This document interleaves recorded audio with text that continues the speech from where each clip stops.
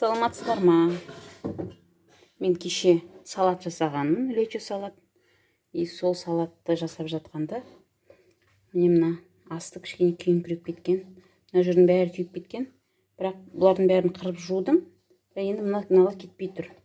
Бұларды мына қырғышпен жуайын десем, эмалі кетіп қалады деп қорқып тұрмын. Келесі дайындауға келмей қалады деп. Сондықтан сіздерге лайфхак көрсеткім келіп тұр. Антижир блестящий казан деген средствоны алдым.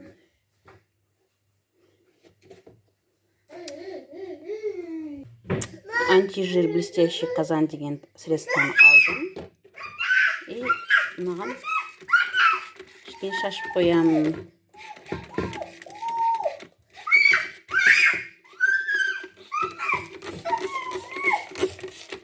И осылай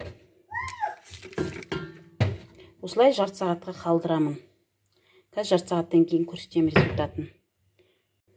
Вот, міне 1 сағаттай уақыт өтті. Міне өзі түсіп қалады өстіп.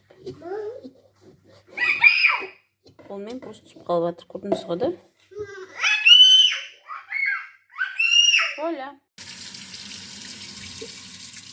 Не барлығы кетіп қалды.